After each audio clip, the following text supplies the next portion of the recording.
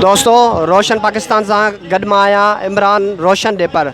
दोस्तों हींअर सॼी सिंध जी मुख़्तलिफ़ शहरन में जेका सकाफ़त रैली मल्हाई पई वञे उन हवाले से मेरठ जा मुख़्तलिफ़ दोस्त सियासी समाजी हिन रैली के भरपूर शरीक थी ऐं मल्हाइनि पिया।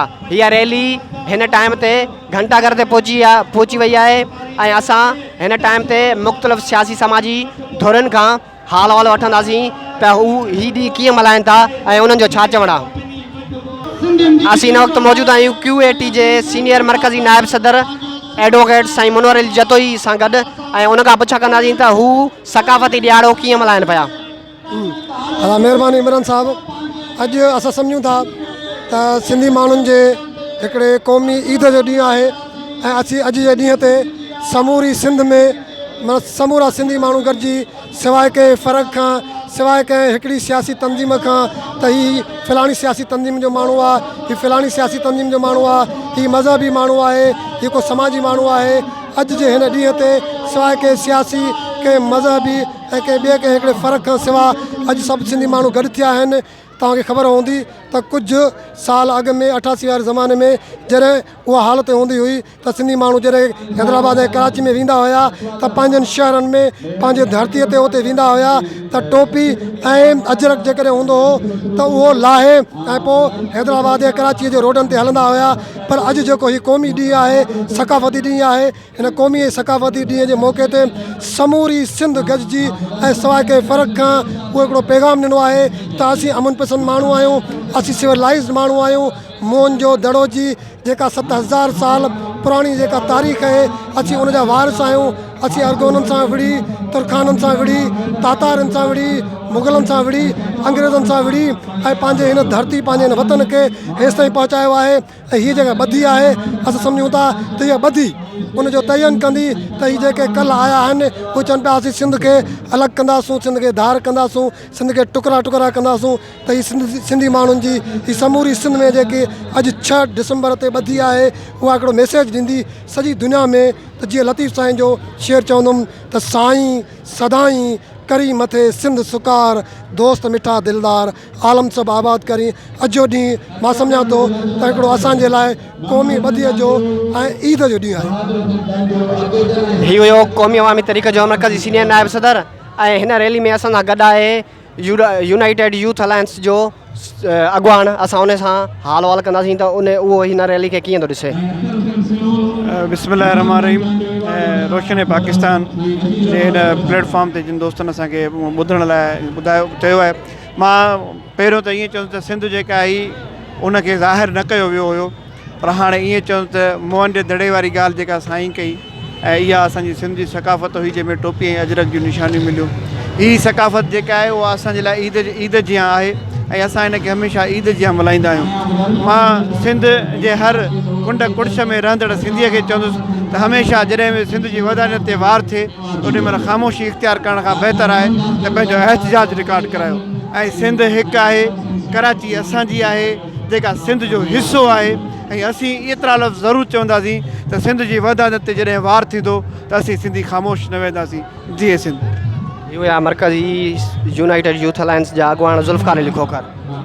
असां सां हिन वक़्तु गॾु आहे SUP ज़िले सदर साईं सिकंदर सोडर साहब ऐं असां अॼु मेड़ में जेका सकाफ़ती रैली मुख़्तलिफ़ सियासी समाजी बिरादरिन कढी आहे असां उन खां हाल वाल वठंदासीं त इन जो छा चवणु आहे। बिस्मिल्लाहिर्रहमानिर्रहीम। सभ खां पहिरियों सिंध पोइ असांजी जिंद। अॼु जेको कल्चर डे जे हवाले सां 6 डिसंबर जे हवाले सां मुख़्तलिफ़ चैनल जे तरफ़ां जेको ॾींहुं मल्हायो वञे थो कल्चर डे जे हवाले सां उहो असांजो ईद खां घटि न आहे, उन खां वधीक ख़ुशीअ जो ॾींहुं आहे। असीं सिंध में रहंदड़ सिंधियुनि ऐं पूरी दुनिया में रहंदड़ सिंधी जेके आहिनि अॼु ईद खां वधीक हिन ॾींहं खे ख़ुशी सां मल्हाइनि पिया ऐं सिंधियुनि जे सकाफ़त ते वार कंदड़नि खे ही मैसेज ॾियणु चाहियूं था।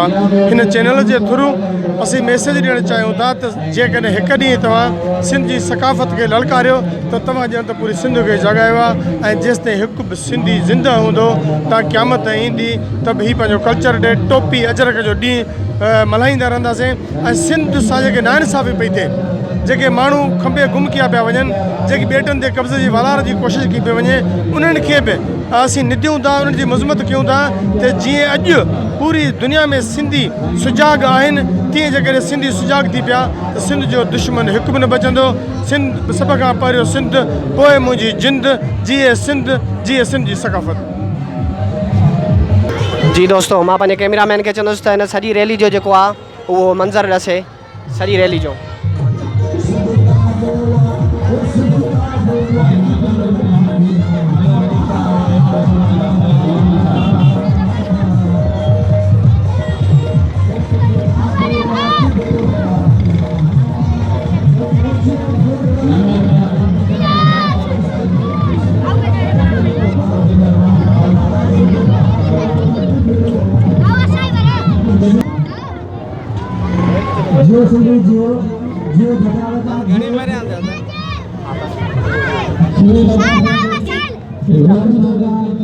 असां सां हिन वक़्तु नौजवान वकील नूर मोहम्मद जतोई गॾु आहे ऐं हू नूर हुसैन जतोई जेको मुख़्तलिफ़ सियासी समाज जी एक्टिविटी में हूंदो आहे।